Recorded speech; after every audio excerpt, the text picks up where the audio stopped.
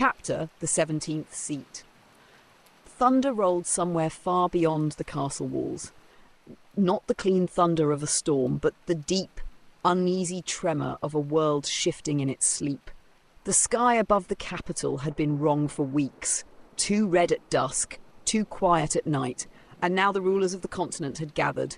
The meeting chamber of the High Castle had not been used in centuries. 17 chairs formed a wide circle around a circular table of ancient white stone. The table had been carved long before the modern kingdoms rose, its surface etched with a map of the entire continent. Rivers shimmered faintly in silver veins, mountains rose in ridges of stone, and along the edges of the map, faint cracks glowed with a dim violet light. Planar fractures, signs of the coming chaos. The 17th chair was the last to be filled. King Arthur Pendragon stood at the head of the table rather than sitting. His armour shone softly in the torchlight, the sigil of the creator god etched across his breastplate. A king. A knight. A man who looked more tired than powerful tonight. He placed both hands on the stone table. "Thank you all for coming." The doors behind him sealed shut with a low boom. Silence followed. 17 figures. 17 powers that shaped the fate of the continent, and none of them trusted one another. A faint mechanical hum broke the silence. Legat Shim, guildmaster of the moving city of Arcadia, leaned back in his chair as a small brass device unfolded itself across the table. Tiny metal legs walked the device across the map before projecting a lattice of light over the glowing fractures. 5 confirmed instability zones, he said calmly. 2 more chaotic awakenings, and the planar anchors collapse. He tapped the projection. If that happens, the continent won't just fall into chaos. The device flickered. The map twisted. Reality itself bent. It will drift. A murmur passed around the chamber. Morticia Goldaflet sat perfectly straight. The Arsimar's pale hair shimmered like silver beneath the torchlight. Her expression was calm, stern, almost statuesque, the first of the order of law, the closest thing the world had to a living embodiment of judgment. "Let us speak clearly," she said. Her voice carried effortlessly through the chamber. A hero, once trusted by this world, made a pact with a chaotic outer god. The air itself seemed colder. 12 individuals have already awakened as newborn chaos deities across the continent. Her golden eyes swept the room. 2 more great acts of chaos will break the chains binding this world to neutrality. She paused.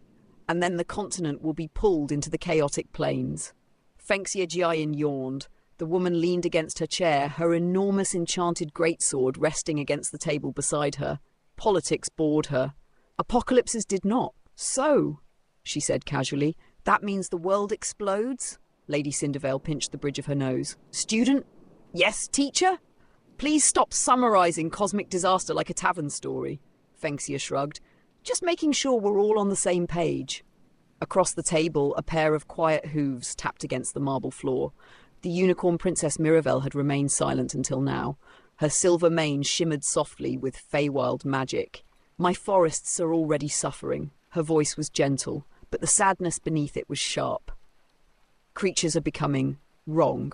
She turned her gaze to the others. "If the balance breaks, the Feywild will bleed into the mortal lands." Her eyes drifted briefly toward one person in particular. Duchess Crystal. The Duchess smiled. Slowly, cruelly. Crystal lounged in her chair like the meeting bored her.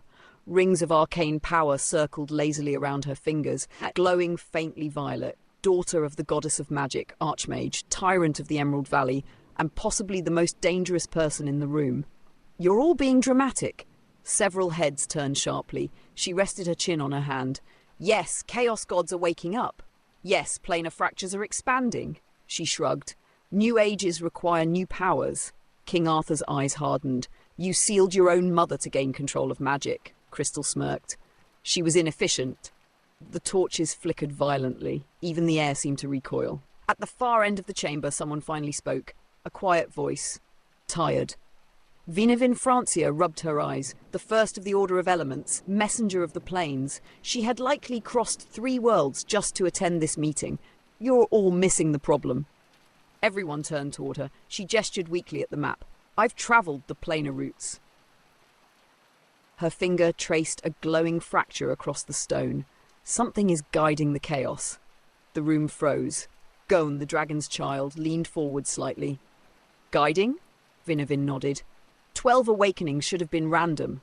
Her eyes were heavy, but they weren't. She tapped the table. They were placed. Gavriel Egorov slowly turned toward the window overlooking the distant mountains, where the skull of the dead demon gods still hung upon the walls of Stormkeep. I feared as much. The guildmaster's voice was quiet. If chaos is being organised, she looked back toward the table, then this isn't a collapse. The silence deepened. Even Duchess Crystal stopped smiling. Gavriel finished the sentence. This is an invasion. No one spoke for several seconds. Then a soft voice broke the silence. Helen Mira, the timid gold saint of Pisces, had barely spoken since arriving, but now she did.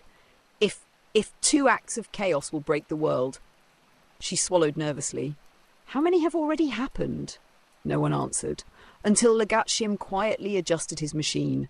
Numbers appeared above the map. The device projected a glowing count. 10. The room felt suddenly smaller. Arthur Pendragon finally sat down. His voice came out like iron. Then we have very little time. He looked around the circle, at kings, guildmasters, divine champions, archmages, creatures of myth, 17 of the most powerful figures in the world. And perhaps the only ones who could still save it. Let this council begin.